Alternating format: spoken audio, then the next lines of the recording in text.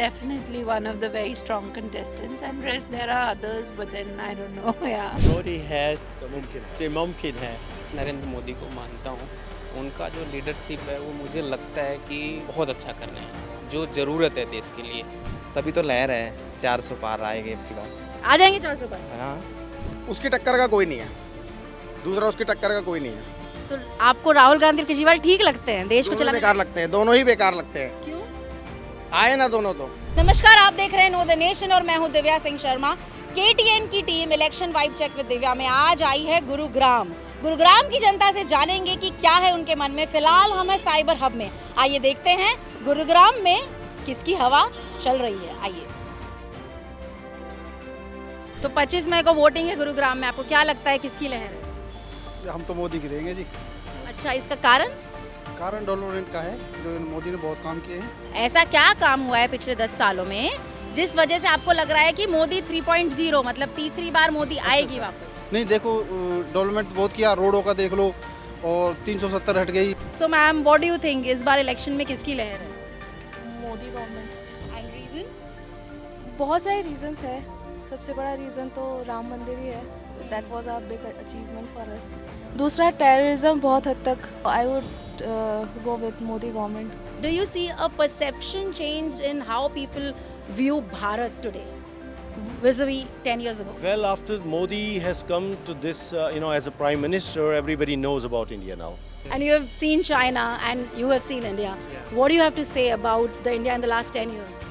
Well, I can say that if you look at what developments have occurred in the last 10 years, it's a massive change.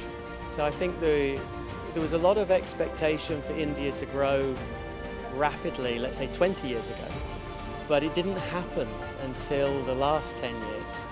And you can see, like my company, for example, we're a British company, and we're now establishing an office here in New Delhi. So brand new company established here to develop our market. And the reason we're doing that is simply because the economy is growing extremely rapidly compared to what it was doing in the past. And do you think it has anything to do with the leader that is leading India, Narendra Modi? Well, of course, leadership is really important, and you can't. The leader will make things happen. If that leader makes things happen, then companies will invest. From a perception point of view of looking at how things have improved, the last 10 years has certainly been very good, and it's exciting to see, and I hope that this will continue, because if it continues, that's only better for India, better for the people, and better for investors like myself who can come here and enjoy this wonderful country. But what should they see before they vote? Would you like to tell our audience on Know the Nation? Well, sure. I mean, the important thing is to see the continuation of this success over the last 10 years, because if that continues, I think it's clear there will be more investment. India will continue to grow at great pace, and I think that's the critical thing for the economy. And the better the economy, the better the life of the people. Modi hai to mumkin hai. Thank Modi you. is there, it's always possible, of course, because he's a good leader and he is supporting India to grow. 25 मई को election है गुरुग्राम में, आपको क्या लगता है कि किस मुद्दे पे गुरुग्राम वोट करने वाला है? Gurgaon definitely has grown, and I think it has to grow further. So as an individual, I feel जो infrastructure and overall सारा कुछ देख के ही। तो आपको क्या लगता है कि कौन किसके प्रधानमंत्री बनने से ये जो इंफ्रास्ट्रक्चर है और डेवलपमेंट है ये जारी रहे? Mr. Modi is definitely one of the very strong contestants, and rest there are others, but then I don't know. Yeah. तो आप 25 मई को वोट देने वाले हैं, आपको क्या लगता है किस आधार पर आप वोट देंगे और किसकी लहर है? बीजेपी की लहर है। मैं नरेंद्र मोदी को मानता हूँ। उनका जो लीडरशिप है वो मुझे लगता है कि कुछ चीज़ों में बहुत अच्छा कर रहे हैं, जो ज़रूरत है देश के लिए।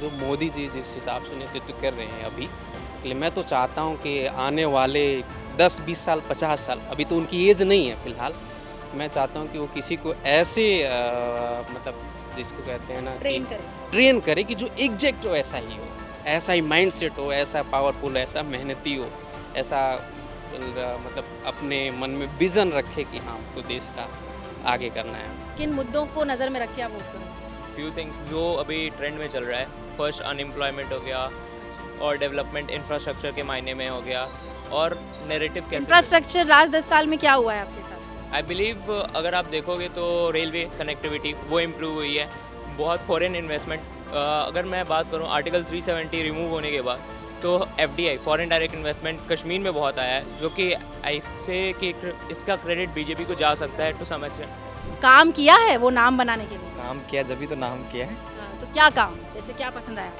भाई। देश में विदेश में जैसे जानने लगे अपने देश को, नहीं पहले कौन जानता था, बहुत से लोग बुलाते ही नहीं थे कोई भी प्राइम मिनिस्टर को।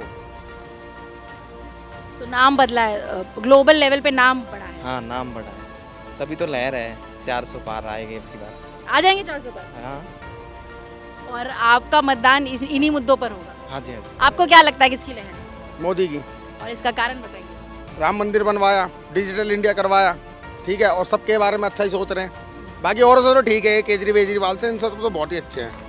अच्छा, तो ये जो इंडी गठबंधन वाले कुछ नेता हैं 4-5, केजरीवाल जी हुए, राहुल गांधी हुए, ये सब हुए, इनके बारे में क्या आपका ओपिनियन है? उसकी टक्कर का कोई नहीं है, दूसरा उसकी टक्कर का कोई नहीं है। तो आपको राहुल गांधी और केजरीवाल ठीक लगते हैं देश को दोनों चलाने? बेकार लगते हैं, दोनों ही बेकार लगते हैं। क्यों? आए ना दोनों तो। आपको क्या लगता है कि जो इंडी गठबंधन है वो थोड़ी टक्कर दे पाएगी मोदी नहीं, सरकार? मुझे नहीं। ऐसा क्यों? किस किस का काम करेंगे, सारे मतलब इकट्ठे मिलकर ऐसा काम नहीं कर सकते ना। अब भाई आप देखो प्रधानमंत्री कैसे बनाएंगे, राहुल में तो कोई एटीट्यूड है ही नहीं प्रधानमंत्री बनने लायक। हमको लगता है इंडी गठबंधन वालों को फिर से पॉलिटिक्स सीखना चाहिए, कहीं जाना चाहिए कि जब आप लोग इतना करने के बाद भी आप लोगों को कुछ नहीं मिल रहा है तो कहीं ना कहीं पब्लिक जो है एनडीए बीजेपी गवर्नमेंट को सपोर्ट कर रही है, तो वैसा ही कुछ आप करो, थोड़ा सा ही अलग करो, जिससे पब्लिक थोड़ा सा कंफ्यूज भी होए कि हाँ आप बिल्कुल ही उल्टा कर रहे हो। तो मुझे उनकी पॉलिटिक्स भी पसंद नहीं है, उनके मुद्दे भी पसंद नहीं है। ये तो लाइक इंटरनल पॉलिटिक्स। आप केजरीवाल अपना पावर अपने तक रखना चाहते हैं, डिस्पाइट अगर वो कोर्ट केस में इन्वॉल्व भी हुए हैं, जेल भी गए, तो एट दैट टाइम कोई एक नए लीडर को आना चाहिए था आम आदमी पार्टी से, जो कि आम जनता को रिलेट कर पाए, बट वो अभी तक दिखा नहीं। इंस्टेड द वाइफ के। हाँ एग्जैक्टली। और ये नॉट जस्ट अरविंद केजरीवाल की कहानी है, ये ऑपोजिशन की हो रही है कि वो अपने आप को वर्बली एक्सप्रेस नहीं कर पा रहे in all the context. Rahul ji कह रहे हैं कि वो खटाखट पैसे ट्रांसफर करेंगे, उसके बारे में क्या कहना है? नहीं लगता, मुझे नहीं लगता। खटाखट पैसे खुद में ट्रांसफर कर देंगे अपने परिवार में या पब्लिक में देंगे? बिल्कुल पब्लिक में नहीं, अपने आप में ही करेंगे। वो पहले भी उन्होंने देखो कितना घोटाला कर रखा है कांग्रेस राज में, बहुत घोटाले किए। क्या ये अच्छी बात है कि बीजेपी ही वापस आने वाली है? To some extent I would say yes, क्योंकि एज आई मेंशन कि रोड मैप क्लियर नहीं है, तो आप अगर हमें आप एक क्लियर पिक्चर नहीं दिखाओगे तो जो दिखा रहे हैं हम उसे ही वोट करेंगे।